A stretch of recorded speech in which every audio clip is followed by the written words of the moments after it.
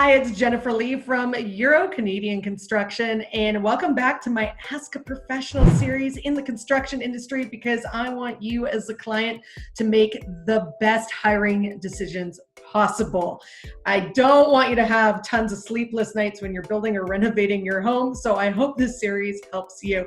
Today I have Shawn Moran from Graytek. We've done a few videos together now, and I'm excited to have him again.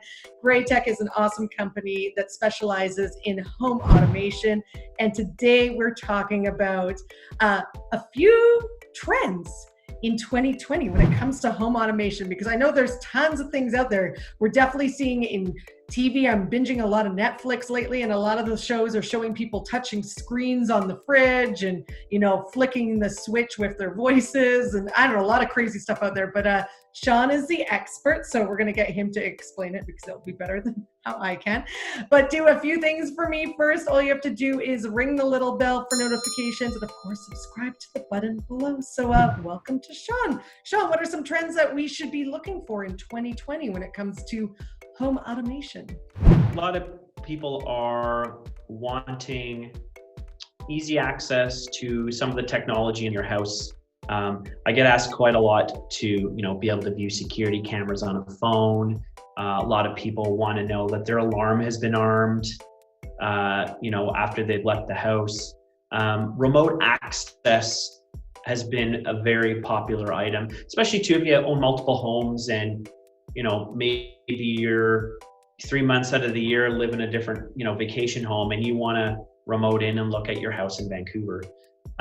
So a lot of things that we're doing is giving people the ability to see things like door locks, their climate, their alarm, their cameras, all remotely on a smart device, whether it's iPhone or Android. The other big trend, and one of the things that we try to do is bring all those systems that are in a house so they're all working together with each other instead of against each other.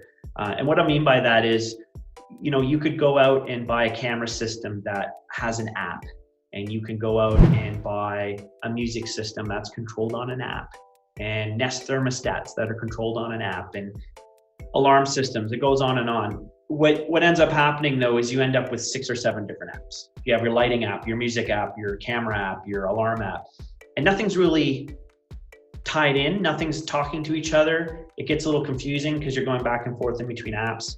So we do our best to integrate things.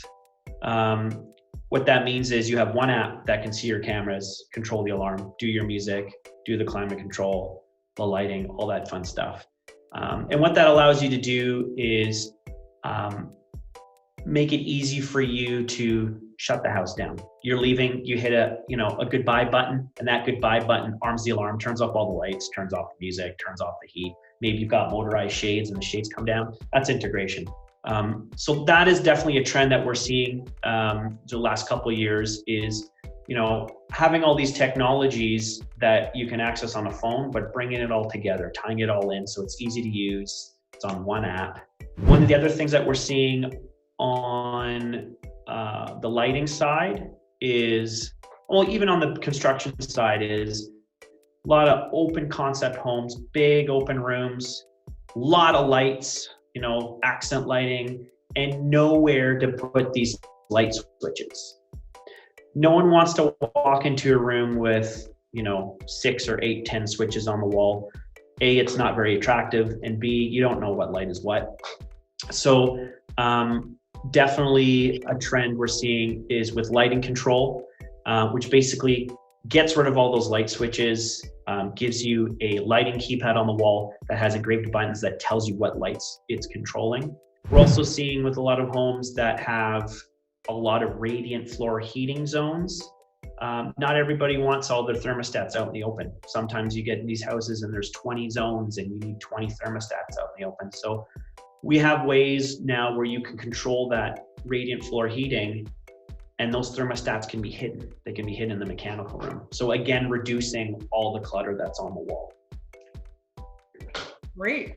I love the light switch thing because that's the biggest thing, as well, a builder, and two, like walking around with clients, is like you don't want to have like just a panel of light switches in your home. So it's nice that you're able to kind of use a bit of technology magic there to help it out. Oh, Yeah, so I don't know if you can see that, but that's a lighting keypad right there. So it's got a room off. I can hit that and it shuts the lights off. oh, so The room I'm in right now has actually 4 lighting loads. So if I didn't have a lighting control system, I would have had to find a way on that thin strip of drywall there to fit 5 light switches.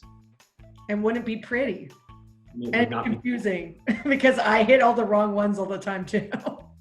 Awesome. Well, thanks again, Shawn. You have so much knowledge. And if you want to know more, please go to their website, graytek.ca. I'm going to put it right here for you so it's easy to remember. And thanks again for coming on and doing all the videos of me. And all you have to do now for all of you out there is, of course, subscribe to the button below and ring the little bell for more notifications. And thanks again.